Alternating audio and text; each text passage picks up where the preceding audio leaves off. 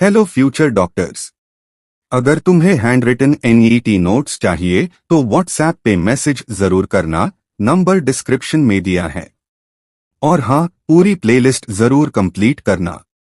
आज हम photosynthesis in higher plants complete करने वाले हैं। जो मैं तुम्हें समझाने जा रहा हूँ वो पूरा insert line by line cover करेगा। ये ही वीडियो से तुम्हारा चैप्टर क्लियर हो जाएगा। बस ध्यान से सुनो और पूरी प्लेलिस्ट जरूर देखना, तभी कॉन्सेप्ट स्ट्रॉन्ग बनेगा।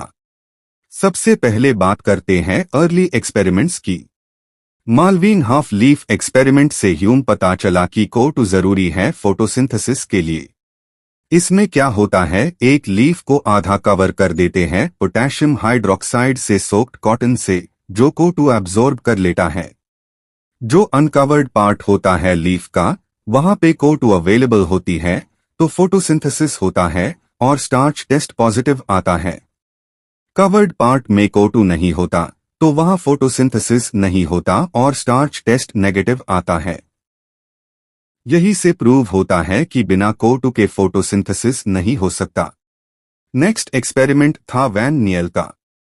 पहले लोग सोचते थे जो ऑक्सीजन रिलीज होता है वो CO2 से आता है, पर वैन नियल ने प्रूव किया कि वो H2O से आता है।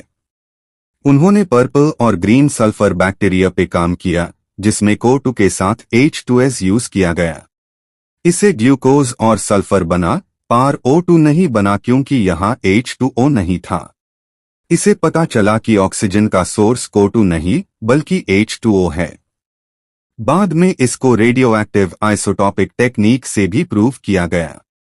वन सच का एक्सपेरिमेंट भी इम्पॉर्टेंट है। उन्होंने बोला जब प्लांट ग्रो करता है तो ग्लूकोज प्रोडक्शन भी बढ़ता है, मतलब जितनी ग्रोथ उतनी ग्लूकोज फॉर्मेशन।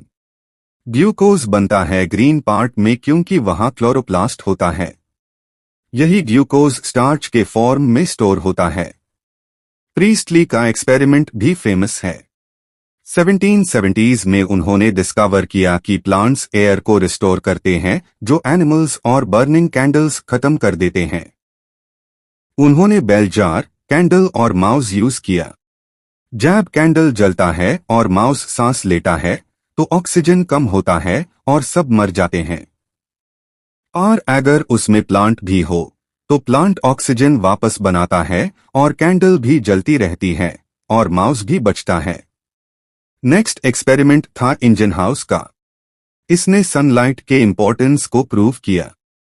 उन्होंने एक्वाटिक प्लांट्स यूज किया और देखा कि लाइट वेल पार्ट में ऑक्सीजन के बबल्स निकलते हैं, पार डार्क वेल पार्ट में नहीं।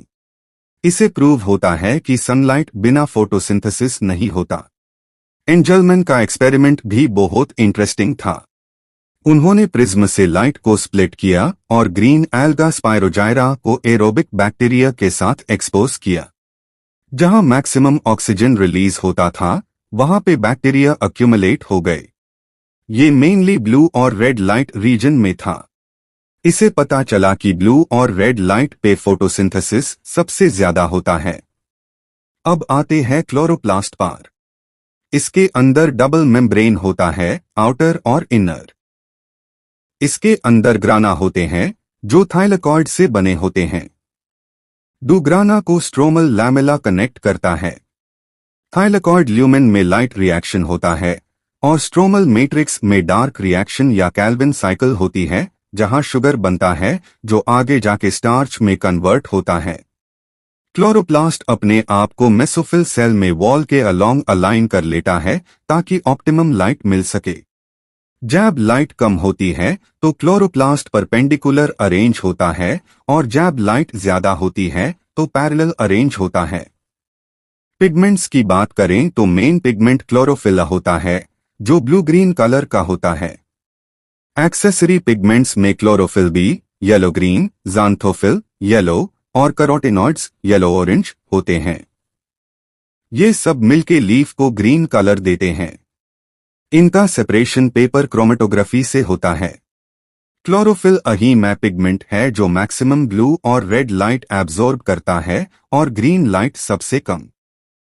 एक्सेसरी पिगमेंट्स का काम होता है एब्जॉर्ब लाइट और एनर्जी को क्लोरोफिल अटक ट्रांसफर करना, क्लोरोफिल को फोटोऑक्सीडेटिव डैमेज से प्रोटेक्ट करना और wide range of wavelength absorb करना।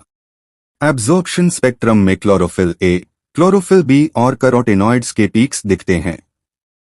एक्शन स्पेक्ट्रम सुपर इम्पोज होता है एब्जॉर्प्शन स्पेक्ट्रम के साथ और ये बताता है कि कौन से वेवलेंथ पे फोटोसिंथेसिस मैक्सिमम होता है।